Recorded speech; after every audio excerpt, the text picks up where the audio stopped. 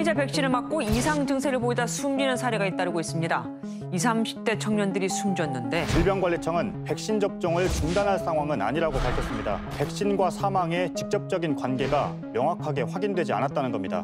12살 이상의 초등학생과 중학생들, 10월부터는 백신을 맞을 수 있게 됐습니다. 언론에서는 맞는 게 이득이다만 이렇게 다 그렇게 찬성적으로만 하니까 근데 이제 막상 아이를 둔 이제 부모라면은 걱정이 많이 앞서죠.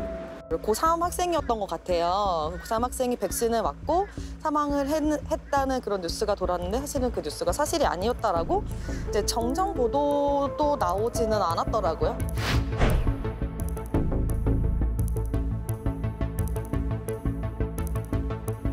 속보하고 단독 보도에 대한 그런 욕심 때문에 그러니까 기본적으로 갖춰야 될 인권적인 고려들이 많이 이제 없어진다. 환자와 의료진이 존재하고 그거에 대한 유족들이 존재하는 상황들이 상당히 많은데 그러니까 그런 부분에 대한 고려들이 상당히 없다.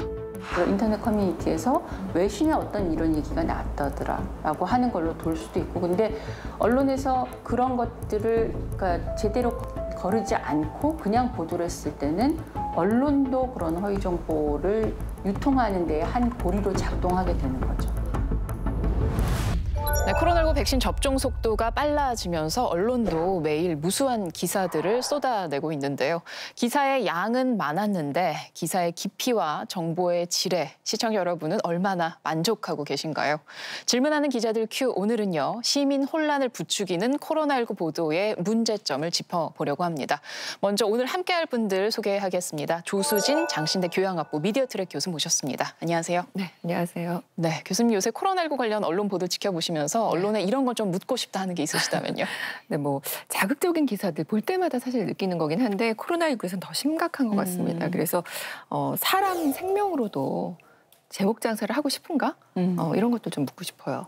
그렇군요. 네. 자, 다음 분 소개해 드릴게요. 감염병 예방 전문가 정재훈 가천대 예방의학교 교수님 모셨습니다. 어서 오세요. 네, 안녕하세요. 네, 정 교수님께도 같은 질문을 드려보고 싶네요. 네, 저는 언론에게 묻고 싶은 것이 언론의 눈앞의 이익 때문에 국민의 건강과 안전을 위협하고 있지 않는지 그리고 기사에 있어서 과연 전문가나 과학에 있어서의 합리성을 유지를 하고 있는지 거기에 대해서 좀 묻고 싶습니다. 네. 시작부터 두 분 다 뼈아픈 지적들을 하고 계신데요. 자, 질문의 답을 함께 찾아보겠습니다. KBS 이세준 기자도 함께합니다. 안녕하세요. 네, 안녕하세요. 사실 코로나19 같은 재난 상황에서 왜 이런 문제들이 계속 반복되는지 저도 좀 답답하기도 하고 또 한편으로는 기자로서 고민이 되는 지점도 있거든요. 오늘 한번 이런 것들 다 녹여서 방향을 잘 찾아봤으면 좋겠습니다. 알겠습니다. 그럼 세 분과 함께 본격적인 이야기 시작하겠습니다.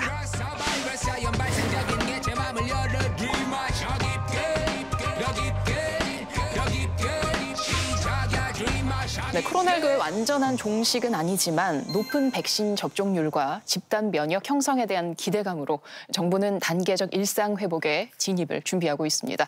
우리보다 앞서서 백신 접종률이 높은 해외 국가들도 단계적 일상 회복으로의 전환을 선언했는데요. 자, 이런 것도 다 국민들의 적극적인 백신 참여 덕분이죠. 우리나라가 성인 인구 기준으로 할 경우에는 접종률이 90%에 도달할 것으로 예상이 되고 네. 전 국민으로 볼 때에도 접종률이 80% 이상으로 올라갈 것으로 예상이 됩니다. 이런 접종률은 전 세계 어느 국가보다도 접종률이 높은 상태인데요. 저는 앞으로 있을 피해는 거의 백신 접종률이 얼마나 높아지냐에 따라서 결정된다고 생각을 합니다. 그렇다면 아직까지 백신 접종을 하고 있지 않으신 분들에게 어떻게 백신의 효과성과 안전성을 설명드리고 설득드릴 수 있는지 거기에 대한 문제가 우리가 11월 이후에 집중해야 될 이슈인 거죠. 알겠습니다. 자, 이렇게 국민들의 적극적인 참여로 백신 접종률은 높아졌는데 과연 이를 다루고 있는 코로나19 보도에 대한 언론의 점수는 얼마나 될까요? 최근의 보도 양상을 이세준 기자가 분석했습니다. 정부는 다음 달부터 단계적 일상 회복, 이른바 위드 코로나를 준비하고 있습니다. 언론도 자영업자들의 고통과 일상생활의 불편을 전하며 일상 회복에 대한 관심을 높여가고 있습니다. 관건은 역시 백신 접종 완료율입니다.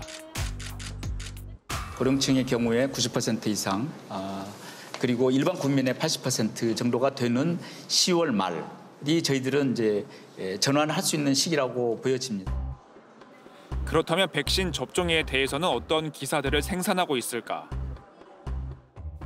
백신 1차 접종률이 절반을 넘어가던 8월 이후의 비교적 최근 기사들로 한정해 살펴봤습니다. 이상 증상의 공포 확산이란 제목의 아시아 경제 기사.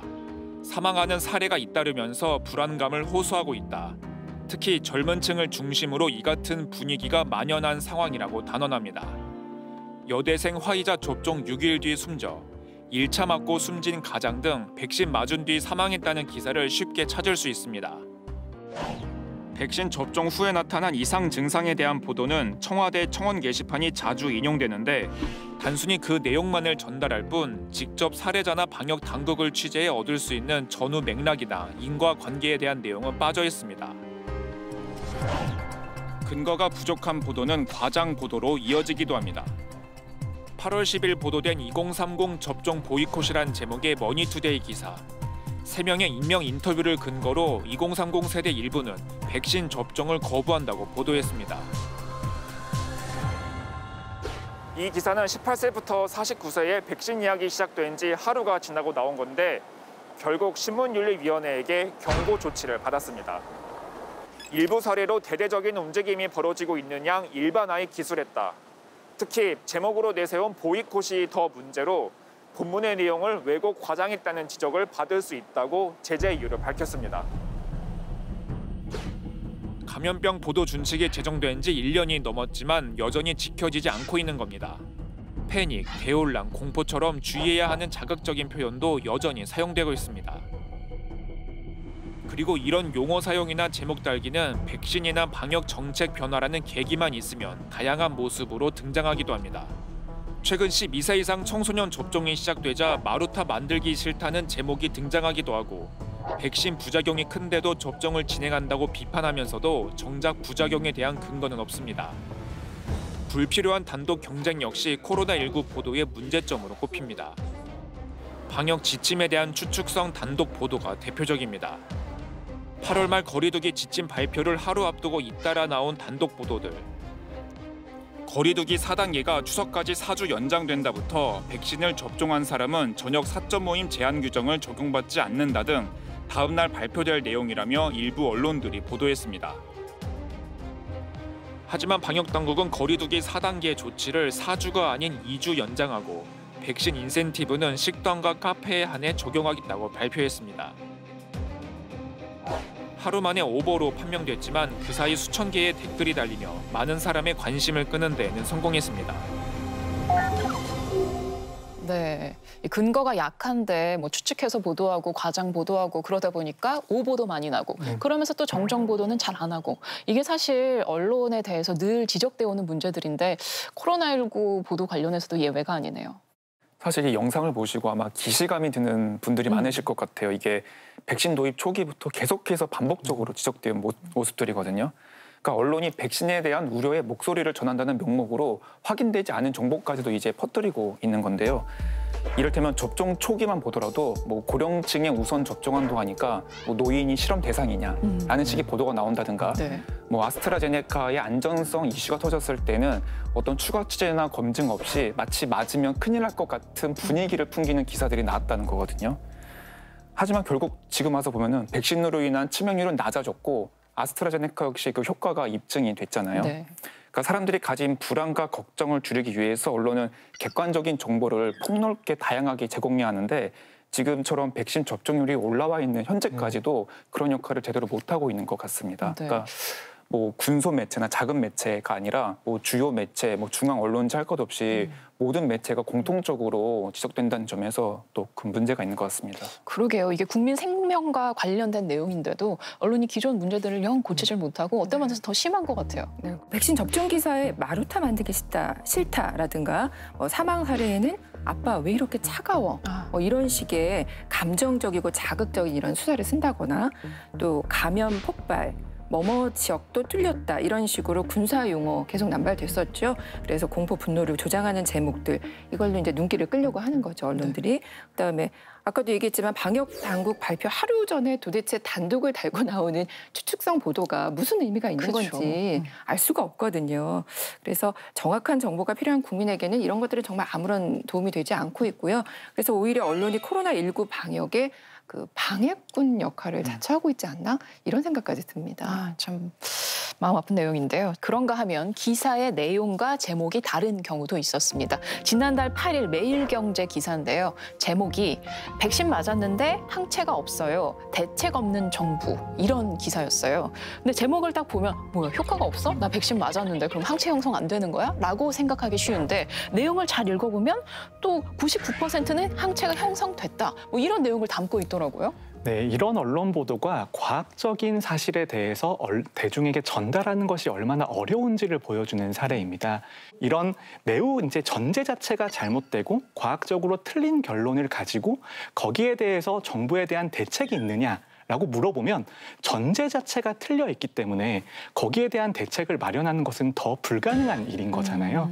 그러니까 이런 비판이 정당하지도 않고 과학적으로 합리적이지도 않지만 이런 기사만으로는 국민들에게 아, 내가 백신 접종했는데 항체가 거의 안 생기는 경우들이 상당히 있구나. 내가 이러면 어떻게 되지? 라는 그런 인식도 심어드릴 수 있고요. 또 하나는 이런 것 때문에 오히려 항체 검사를 하고 싶어 하시는 분도 있으세요. 네, 그러면 불필요한 검사, 불필요한 비용 같은 것들이 사회적으로 더 소모되는 문제도 있는 거죠. 기사 쓰기 전에 이런 식으로 전문가 자문을 좀 받아보면 어떤 추측성 보도나 과장 보도는 훨씬 줄어들 것 같은데 실제로 정재윤 교수님 굉장히 요새 바쁘게 여기저기 자문 많이 하시잖아요. 그럼 자문을 하고 난 이후에 기사를 보면 본인이 자문해준 내용이 잘 반영이 되던가요? 자문을 충실하게 잘한다고 해서 기사의 질이 좋아지는 것은 아닌 것 같더라고요. 근데 여러 가지 이유들이 있습니다. 근데 첫 번째 이유는 저희 같은 전문가들의 자세에도 문제가 있다고 생각을 해요. 저희 전문가도 언론에 이런 의견을 표명을 할 때에는 저희도 스스로 어느 정도 움츠러들거나 보호를 하게 되는 경향들이 있고요. 그리고 어떤 첨예한 사안에 대해서는 애매하게 말하는 경우들도 있죠. 그렇게 되면 전문가의 의견으로서의 가치가 떨어지는 측면이 하나가 있고요. 또 하나의 문제는 뭐냐면 기계적으로 서로 상반되는 의견을 가진 전문가의 의견을 배치하는 것들입니다. 그래서 과학계의 주류의 의견이 거의 80에서 90%가 동의하는 의견이 있음에도 불구하고 나머지 10%의 의견을 기계적으로 거의 반반 정도의 비중으로 다루는 기사들이 있어요. 그렇게 되면 이게 전문가들도 또 의견이 다르네 라는 의견들을 가지실 수가 있고요. 그 다음에는 전문가들이 이제 자문을 해드린다고 하더라도 기사를 쓰시는 기자분의 입맛에 맞는 부분만 취사 선택하시는 경우들이 있죠.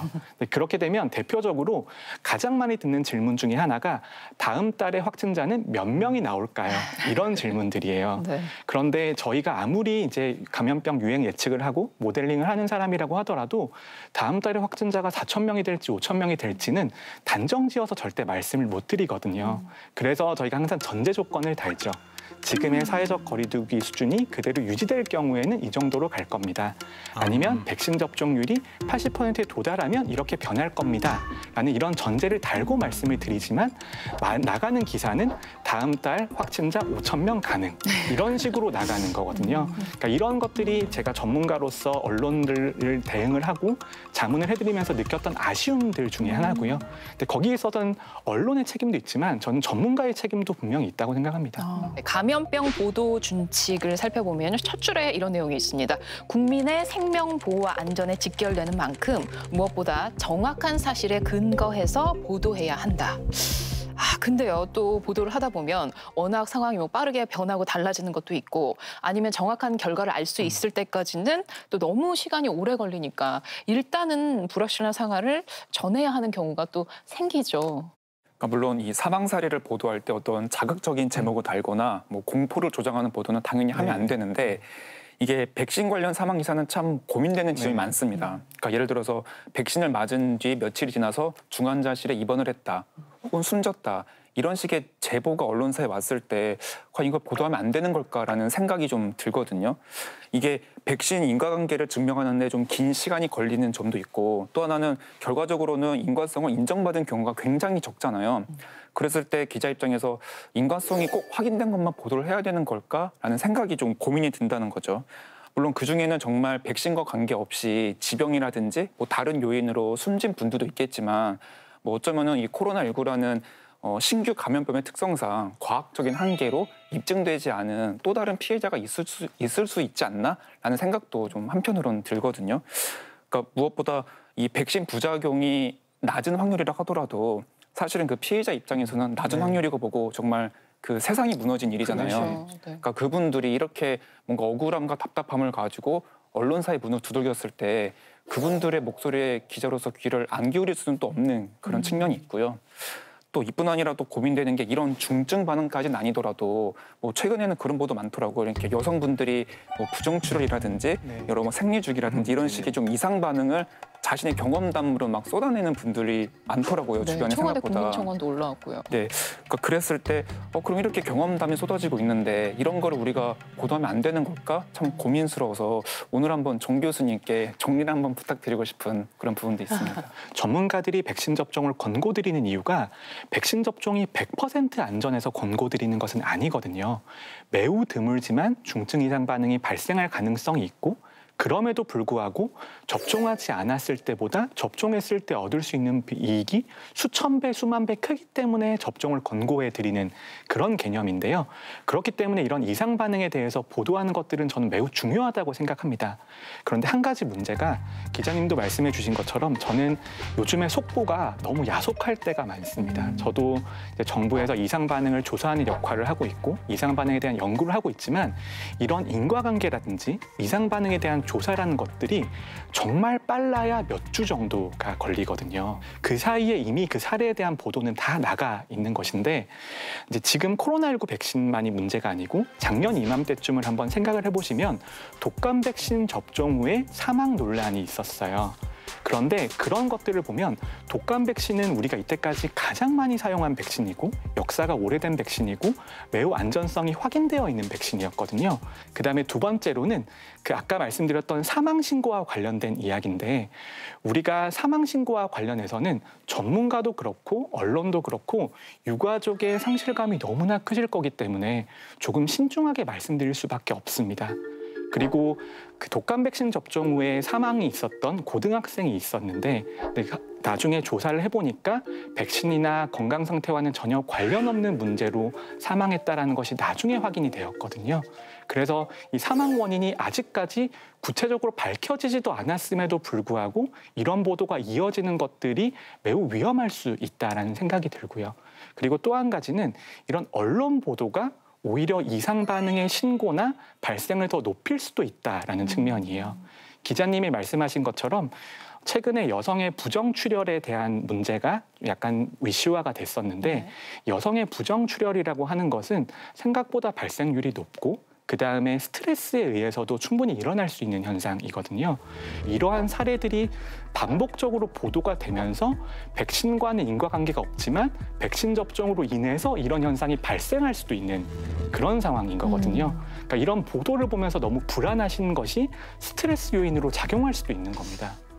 그렇기 때문에 신속한 보도도 매우 중요하지만 이런 의학적인 사안에 있어서는 최소한의 검증 절차가 어느 정도 있을 필요가 있다고 저는 생각합니다.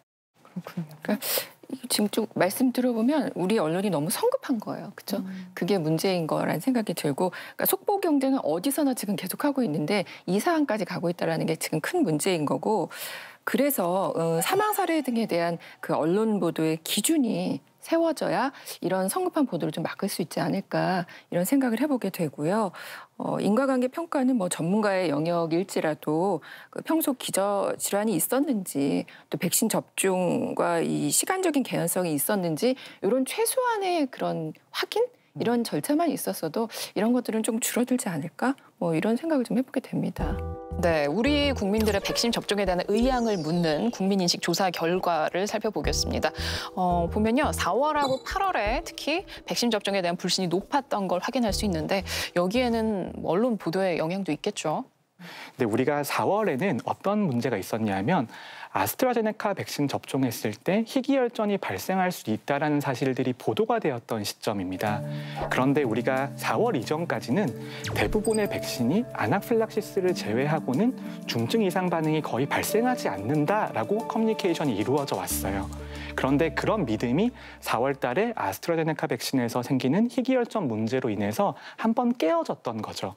그런데 그건 과학적인 사실에 가깝고요. 근데 그런 과학적인 사실에 국민들이 백신에 대해서 신뢰감을 좀 흔들리는 것은 저는 있을 수 있는 현상이라고 생각을 합니다. 근데 그런 과학적인 사실이 정확한 발생률이라든지 어떻게 대응할 수 있는지에 대한 관점보다는 이런 문제가 발생했고 백신이 불안하다라는 위주로 보도가 나가면서 조금 확장된 측면이 있다고 생각을 하고요. 그리고 또 하나의 문제는 우리가 백신 접종 초기만 해도 공급의 문제와 백신의 안전성에 대한 문제가 결합이 되었었습니다. 우리가 백신 공급 초기에는 백신 공급이 원활하지 않으면서 상대적으로 mRNA 백신의 도입이 조금 늦어진 상태였고 바이러스 전달체 백신인 아스트라제네카 백신이 조금 도입이 빨라진 상태였거든요. 그러다 보니까 정책적인 목표 아니면 정치적인 의도가 섞여 있는 비판이 백신에도 들어가 있다라고 볼 수 있고요. 네, 조 교수님은 어떻게 보세요? 그러니까 이 기간 동안 이제 조사한 이 기간 동안 보면 태세를 전환한 그 언론사가 또 나옵니다. 네. 백신 접종 의향이 이제 급등하던 게 한 6월 정도 되거든요. 그때 조선일보 기사를 보면 백신 접종이 정파 따질 일인가라는 제목의 사설을 도려냅니다. 여기 보면은 백신 접종 예약률이 77%로 급등했다는 사실에 안도하면서 뒤에 부분에 이런 얘기도 나오는데요. 보수 일각에서 조선일보 왜 이러냐. 백신 접종 받자고 말하면 문재인 정권 도와주는 것이라는 소리가 나오는데 백신은 과학이다라고 일침을 또 날리는 그런 내용까지 여기 들어가거든요. 그래서 저는 그동안에 해왔던 이 보도와 또 이 사설과 비교해 볼 때 왜 이런 목소리가 조금 더 일찍 정말 필요한 순간에 나오지 않았을까 하는 그런 좀 안타까움이 좀 있습니다. 네, 그럼 지난 1년간 백신에 대해서 우리나라 주요 일간지들의 논조가 어땠는지 이세준 기자가 분석해봤습니다. 함께 확인해 보시죠. 5대 일간지의 제목에 백신이 포함된 1년치 사설 180개를 분석했습니다. 우선 비판 대상이 누군지 살펴봤더니 조선일보는 전체의 90%, 중앙일보는 80% 가까이 정부를 향했습니다. 백신 못 구한 정부, 한국만 섬될 판 등 백신 수급 문제 지적부터 백신 정책, 가짜뉴스, 이상 반응 등 주제는 다양했지만 그 대상은 모두 정부를 향했습니다. 조선일보는 사설 10건에서 대통령을 제목에 언급했습니다. 반면 한겨레는 정부 비판 사설 비율이 22%로 가장 낮았는데 백신 확보에 미진한 정부뿐 아니라 여야 정치권부터 의사협회까지 비판했습니다. 제목에 대통령을 언급한 사설은 단 한 건이었습니다. 이 같은 논조 차이는 제목에 쓰인 표현들에서 더욱 뚜렷해졌습니다. 조선일보는 한심할 따름, 찔끔, 면피부터 이쯤 되면 중증이다, K방역의 처량한 신세 등의 평가적인 어휘가 자주 사용됐습니다.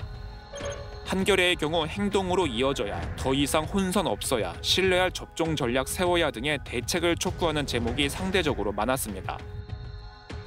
특히 경향신문은 전체의 70%가 넘는 사설이 백신을 둘러싼 여러 문제의 해결 방향을 고민하는 데 방점을 찍었습니다. 코로나 상황이라는 것이 한 사람의 노력으로 절대 해결될 수 있는 부분이 아니잖아요. 그래서 대중들이 모두 힘을 모아서 해결하려는 의지를 보여야 하는데 언론이 지나치게 정책 비판을 하는 기사를 많이 쏟아내다 보면 국민들의 신뢰도가 굉장히 떨어질 것으로 보고 이게 코로나 시국을 해결하는 데 도움이 그렇게 크게 되지 않을 것으로 예상됩니다. 네, 이 백신에 대해서 이렇게 언론사별로 특히나 조선일보, 한겨레 간의 논조 차이가 정말 컸습니다. 이걸 보는 독자들은 얼마나 혼란스럽겠어요. 같은 사안에 대해서 이렇게 시각이 다른데. 그 사실 언론사의 주장을 담는 사설의 특성을 고려하더라도 저도 이렇게까지 차이가 난다는 게 좀 놀라웠거든요. 이게 언론이 사설을 통해서 어떤 대상을 비판하는 거는 지극히 당연한 일이지만 우리가 분노를 부추기거나 외려 혼란을 일으키는 건 아닌지 좀 과연 비판의 목적은 무엇인지 한번 생각해 볼 필요는 있는 것 같습니다. 특히 앞서 본 매체들은 독자들에게 미칠 영향이 굉장히 높은 매체들이잖아요.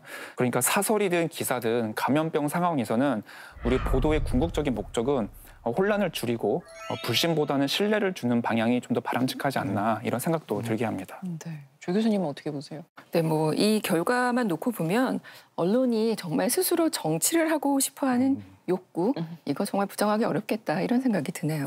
그런가요? 자, 그동안 시청자분들에게 확증 편향을 경계해야 한다 이런 당부를 드렸습니다. 자신의 생각과 신념에 맞는 정보만 취득하려는 그런 경향이에요. 근데 이게 언론사에도 분명히 해당되는 것 아닌가, 언론사도 이런 부분 경계해야 되는 거 아닌가 하는 생각이 드네요. 네, 그렇습니다. 그 백신 도입 초기부터 보수 성향의 매체들이 백신의 안전성을 그에 대한 검증을 넘어서 불안을 조장하는 기사들 정말 쏟아냈죠. 예, 그래서 마치 백신 접종을 지지하면 진보 성향, 그다음에 백신 접종을 하지 말자라고 하면은 보수 성향인 것처럼 이렇게 몰아가는 그런 분위기가 형성이 됐었습니다. 우리가 때문에 가짜 뉴스가 굉장히 많이 기승을 부렸었고요. 대표적인 예가 기억하실 거예요. 대통령 백신 바꿔치기 가짜 뉴스. 네. 네, 기억하시죠. 그런데 합리적인 이성의 시민이라면 사실 그 뉴스를 보고 어처구니 없다라고 생각하지만 근데 지금도 보면은요, 이 뉴스를 믿고 계신 분들이 있더라고요. 이 얘기하니까 정 교수님이 깊은 한숨을 내쉬시네요. 비슷한 경험이 있으신가요? 최근에 이제 언론들에 대응하면서 특히 백신 접종에 대한 말씀을 많이 드리면서 가장 많이 듣는 이야기 중에 하나가 왜 정부 당국과 똑같은 이야기를 하냐, 어용학자가 아니냐, 그런 이야기를 정말 많이 듣습니다. 그런데 저희 같은 이제 공중보건을 대상으로 하는 학문을 하는 사람들은 정부랑 입장이 본질적으로 같을 수밖에 없습니다. 왜냐하면 정부의 목적도 국민의 생명과 안전을 최대한 지켜드리는 것이고요. 저희들의 연구의 목적도 국민의 생명과 안전을 지켜드리는 것입니다. 그렇기 때문에 백신 접종이라든지 방역 정책이라고 하는 것은 저희 같은 전문가들과 당국이 함께 만들어가는 것이라고 볼 수 있는 것이고요. 오히려 정부의 입장에서 저희 같은 전문가의 의견을 듣지 않고 의견의 차이가 많이 벌어진다라면 그것은 상황에 문제가 있는 것입니다. 하지만 대다수 전문가가 말씀드리는 내용과 정부의 내용이 비슷하다면 그것은 정책이 전문가의 의견을 잘 반영하고 있다라고 볼 수 있고요. 그다음에 또 하나는 지금 언론들의 보도를 보면 전문가들의 사이에서 의견이 많이 벌어져 있다라고 여겨지는 여러 가지 사안들이 있습니다. 대표적인 게 위드 코로나, 백신 이상 반응, 그런 주제들인데요. 그런 주제들을 의견이 다른 것 같은 전문가들이 학회라든지 토론회에서 모여서 이야기를 해보면 문제인식도 거의 대부분 공유를 하고 있고요.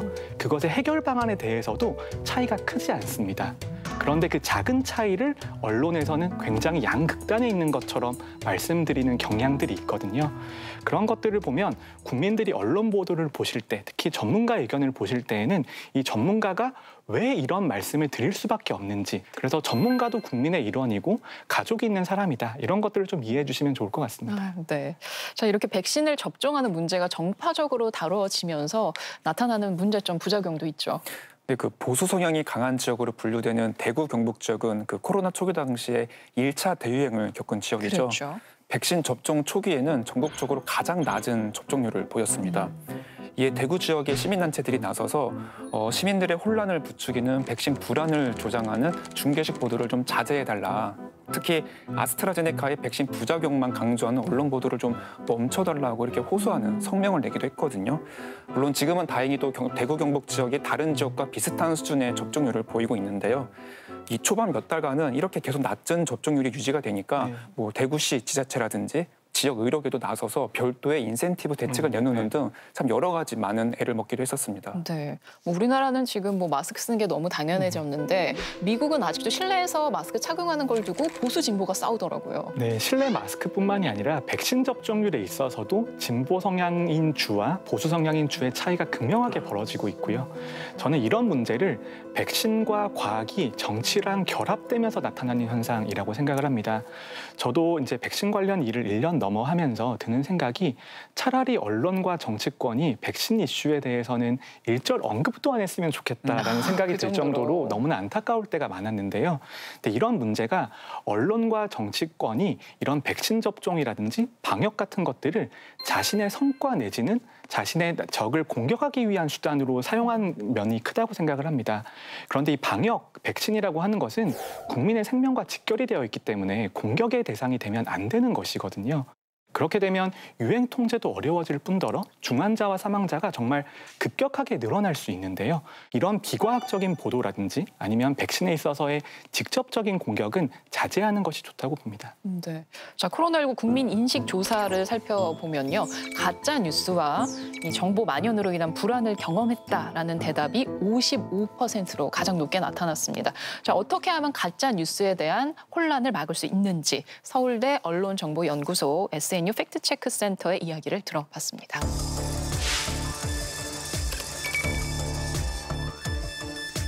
세계보건기구에서도 언론인들에게 권고하는 것이 백신 부작용들을 결코 가볍게 다 생각하지 말라는 거예요.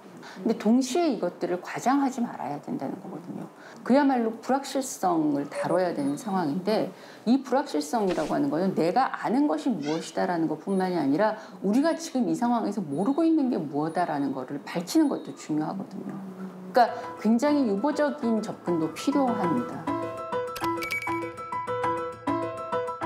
백신 맞으면 자폐된다라고 하는 건 그건 아니다라고 하는 게 과학자들이라면 거의 동의하는 내용들이에요. 그런데 언론 보도는 이 의견도 소개해야 되고 저 의견도 소개해야 된다라고 하는 것 때문에 동일하게 균형을 맞추지 말아야 할 것들에 거짓된 균형을 맞춰줬을 때는 그걸 본 이용자들은 그래? 이거 백신 맞는 자폐하고 관련이 있다는 얘기도 있다는데 이렇게 받아들이게 된다는 거죠. 사실 여부를 가리지 않았을 때는 이게 사람들한테 굉장히 오인돼서 굉장히 많이 유포될 가능성이 있겠다. 무증상일 때는 감염되지 않는다라고 했던 게 WHO가 그러니까 세계보건기구에서도 처음에는 그렇게 얘기를 했다가 그것이 결과가 뒤바뀌었죠. 언론이 다루는 사실이라고 하는 게 그러니까 이렇게 변화 가능성도 있을 수 있는 그런 사실들이기 때문에 이걸 뒤집으면 우리를 믿지 않겠냐라고 두려워하기보다는 이러이러한 과정을 거쳐서 우리가 지금 이전까지의 판정들과 다른 판정을 내리게 됐다라고 분명하게 밝혀주는 것이 그것이 뉴스의 이용자들에게는 보다 신뢰할 수 있는 정보가 됩니다. 낚인다는 말씀을 드렸는데 내가 지금 보고 있는 게 과연 오리지널 소스를 보고 있는가라고 하는 것부터 봐야 되고요. 허위 정보라고 하는 것이 100% 허위로 만들어진 것은 없어요. 사건은 있는데 그 사건을 전혀 다른 시공간 맥락 속에다가 집어넣는 거죠. 이걸 도대체 누가 말했는가? 그리고 도대체 어디서 벌어진 일인가? 언제 벌어진 일인가? 이 육하 원칙이 아주 기본적인 원칙들이지만 네, 최근에는요 백신 관련한 가짜 뉴스가 정말 많더라고요. 어떤 게 있던가요? 네, 그렇습니다. 이 백신 관련 가짜 뉴스가 유튜브, SNS, 인터넷 커뮤니티 등 정말 다양한 곳에서 광범위하게 생산 유포되고 있거든요. 앞서 보신 서울대 언론정보연구소 산하 SNU 팩트체크센터에서 지난해부터 올해 7월까지 조사한 내용을 보면요.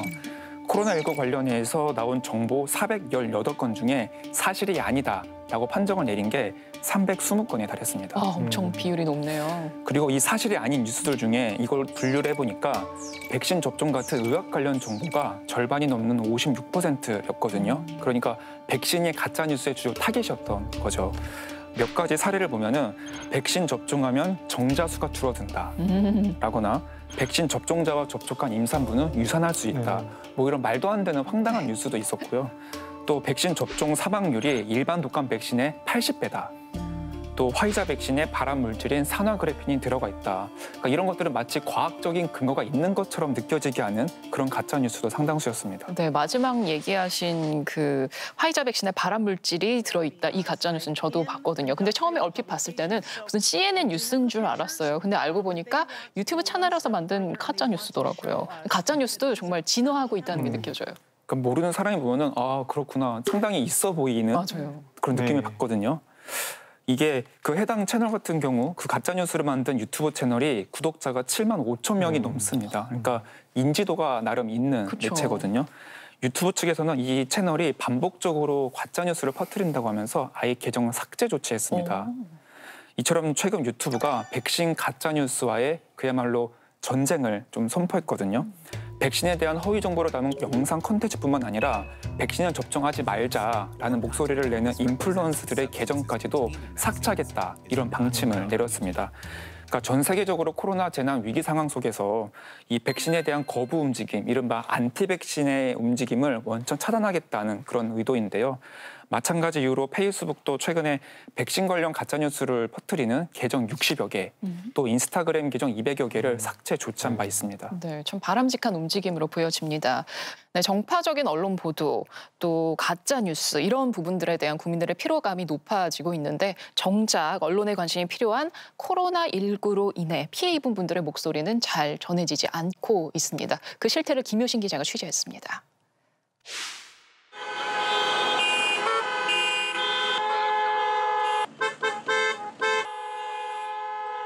자영업자만의 코로나라는 방역을 멈춰달라는 것입니다. 제발 살려달라는 겁니다. 자영업자도 국민이다! 저희가 7월 달에 1, 2차 차량 시위를 하고 그 다음 날 저희가 국무총리실에 저희의 질의서를 전달을 했어요. 자영업자가 이렇게 힘들다는 거를 얘기를 하고 마지막에 정말 이 요구사항이 안 들어졌을 시에 저희는 또다시 대규모 차량 시위를 진행을 하겠다. 이렇게 얘기를 했는데 그날 언론기사에 자영업 비대위 또 차량 시위 계획. 그냥 이렇게 헤드라인이 나가더라고요. 그 앞에 말은 다 잘라먹고. 대안을 같이 고민을 해줘야 될 때거든요. 네네. 그런 부분에 있어서 좀 아쉬운 점은 혹시 없으세요?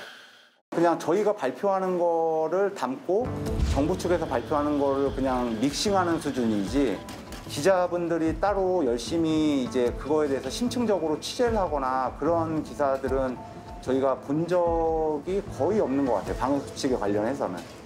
저희가 오죽했으면은 장사밖에 모르던 사람들이 방역에 있어서는 웬만한 전문가들 수준까지 거의 그냥 도달한 상태예요.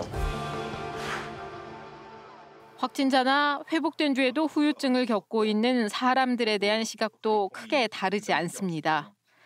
초창기 한번 인터뷰를 한 적이 있었는데 저를 되게 불쌍한 사람으로 저는 그런 말 한 적이 없는데 그런 식으로 보도가 나가더라고요. 메인 뉴스에. 오히려 교수님들이 더 잘 챙겨준다 아시는 분은 그런 말까지 했는데 자기네 입맛대로 자막 놓고 음악 깔고 속으로 욕을 많이 했어요. 굳이 이렇게까지 자극적으로 편집했어야 됐나? 어렵고 힘들다. 이런 것만 보여줄 뿐 앞으로에 대한 고민은커녕 당장의 객관적인 사실 전달도 부족한 겁니다. 특히 1년 넘게 후유증을 겪고 있는 이 씨로서는 후유증 환자들의 정상적인 사회 복귀에 대해 함께 머리를 맞대는 언론을 보고 싶어 합니다. 아무래도 그 전 국민 중에서 완치자가 굉장히 소수이고 그 완치자 중에서도 후유증을 겪었던 사람과 안 겪었던 사람들로 나누면 또 더 소수이기 때문에 안 다루는 걸 너무 극소수이기 때문에 안 다루는 걸 수도 있다는 생각도 들어요. 완치하고 나서 후유증에 대해서 겪고 계세요? 네. 뭐세요? 네. 이런 거 겪어요. 이런 거에서 끝나는 것 같은데 거기서 더 넘어가지고 미국 같은 경우에는 완치자들을 이런 식으로 또 케어를 해준다 하는데 한국에서는 그런 게 없었나요? 뭐 이런 거를 물어보거나 실제로 없었다고 하면 정말로 없나? 뭐 보건복지부 같은 거 알아봐가지고 완치자에 대한 더 많은 케어가 없나? 이런 거를 좀 더 알아봐 주시면 좋을 것 같아요. 네, 조 교수님 어떻게 보셨어요? 네, 빈곤 포르노그래피라는 말이 있는데요. 가난한 상황을 좀 자극적으로 보여주면서 동정심을 유발하는 그런 행태를 말하는데요. 지금 딱 언론이 하고 있는 행태가 이건 것 같아요. 그래서 코로나19로 인한 피해를 입은 분들이 원하는 건 사실은 뭐 대안을 모색하고 그다음에 정책을 마련하는 일일 겁니다. 그런데 언론은 그저 집회에서 눈물 흘리고 구호 외치는 모습으로만 그분들을 소비를 하고 있죠. 그래서 자칫 이분들이 요구하는 그 정당한 요구마저도 감정적인 반응이라는 인식을 줄 수 있거든요. 그렇죠. 그러니까 참 나쁜 보도인 거죠. 그러게요. 자, 그럼 코로나19로 힘들어하고 있고 피해 입은 분들의 목소리 어떻게 언론이 다뤄야 될까요? 이렇게 이제 사회적 약자를 동정적인 시각으로만 바라보는 거, 이거는 오히려 이제 문제 해결에 방해가 되거든요. 그래서 이들의 합리적인 의견이 잘 전달될 수 있도록 언론이 그런 자리를 충분히 좀 제공을 해줘야 하고요. 그다음에 이 취재에 나갈 때 그저 그냥 취약계층의 문제로만 드러났습니다 하고 끝나는 게 아니라 문제의 근본부터 그 개선점까지 체계적으로 다루는 심층 보도, 이게 이제 지금 일상적 단계로 가는 이 시기에 정말 중요한 보도라는 그런 생각이 듭니다. 정주행 교수님 어떻게 보세요? 네, 전 조 교수님 말씀하신 것처럼 이런 사례에 대한 보도보다는 그분들에게 어떻게 해드릴지에 대한 문제를 조금 더 집중해야 된다라고 생각을 하는데요. 네. 우리가 코로나19에 대응하는 데 있어서는 과학도 중요합니다. 근데 과학에 대해서 왜곡된 보도거나 비판이 있으면 안 되겠지만 정부의 정책에 대해서는 충분히 건설적인 대안을 제시할 수 있다고 생각을 합니다. 전 대표적인 요소가 소상공인과 자영업자에 대한 지원이 과연 우리 사회가 적절했는가, 거기에 대한 문제, 그다음에 사회적 거리두기 같은 것들이 우리가 형평성 있게 집행이 되었는가, 이런 의제들에 대해서는 충분히 언론이 건설적인 비판을 할 수 있다고 생각을 하고요. 그리고 그 건설적인 비판을 넘어서서 건설적인 대안이 나와야 되는데, 근데 그 대안을 말하기에는 지면도 너무 짧고 보도의 꼭지도 정말 너무 적은 면이 있습니다. 그렇기 때문에 조금 장기적인 관점에서 국민들에게 미래를 제시해 줄 수 있는 그런 보도가 이어지면 좋을 것 같습니다. 네, KBS 시민 참여단에도 같은 질문을 드렸습니다. 자, 코로나19 확진자 수를 단순하게 전달하는 그런 보도가 아니라 보다 더 깊이 있고 심층적인 기사를 원한다는 답변이 여러분들에게서 나왔는데요. 자, 백신 접종에서 소외되는 사람은 없는지 살펴봐야 한다. 또 코로나19 후유증과 합병증에 대해서 자세히 알고 싶다. 또 돌파 감염에 대한 정확한 보도를 보고 싶다. 이런 의견들도 있었습니다. 자, 그럼 벌써 다음 달로 다가온 단계적 일상 회복, 이른바 위드 코로나 시대를 앞두고 앞으로 언론은 어떤 준비를 해야 될까요? 위드 코로나의 실상은 무엇이냐 하면, 우리가 방역상의 피해를 줄이기 위해서 사회적 거리두기를 하면서 사회경제적인 피해로 그 피해를 바꿔왔습니다. 그런데 사회경제적인 피해도 너무 오랫동안 지속이 되니까 그 누적된 피해가 너무나 크기 때문에 백신 접종을 기점으로 다시 사회경제적인 피해를 방역상의 피해로 전환하는 것이 위드 코로나이거든요. 그럼 위드 코로나로 간다면 확진자도 지금보다 늘어날 것이고 중환자와 사망자도 지금보다 늘어날 것입니다. 그런데 그런 상황으로 갔을 때 국민들에게 우리가 왜 단계적인 일상 회복으로 갈 수밖에 없는지에 대한 그 이유를 설명을 해드려야 되고요. 그다음에 앞으로 우리가 치러야 될 피해를 어떻게 하면 더 감소시킬 수 있을지에 대한 미래를 제시해야 되는 건데, 이것은 언론의 책임이기도 하지만 정부 당국의 책임이기도 하고요. 그리고 이런 정부 당국과 언론을 중개하는 전문가의 역할이라고도 생각을 합니다. 그러니까 분명히 이 코로나19를 계속해서 취재해온 기자들도 뭔가 좀 답답함이 있고 이 보도가 문제가 있다고 생각을 하고 있거든요. 그러니까 매일매일 반복적으로 쏟아지는 이 확진자 수의 어떤 경마식 중계 보도, 이런 거를 모두가 아마 멈추고 싶은 욕망과 의지는 있다고 생각을 합니다. 그래서 앞으로 우리가 위드 코로나를 앞둔 시점에서 이 사회 움직임에 맞게 확진자 수에 집착하기보다는 어떻게 보면 위중증을 집중적으로 관리하는 그런 방향으로 언론 보도도 좀 바뀌는 그런 노력들이 좀 필요하지 않을까, 그런 생각을 해봅니다. 알겠습니다. 자, 단계적 일상 회복에 맞춰서 또 우리 언론의 단계적 변화도 기대해 보겠습니다. 자, 미디어 생태계가 정화되는 그날까지 KBS 질문하는 기자들 귀의 질문은 계속됩니다. 다음 주 일요일 밤 10시 35분에 다시 찾아뵙겠습니다. 오늘 세 분 함께해 주셔서 감사하고요. 시청자 여러분 고맙습니다. 지금의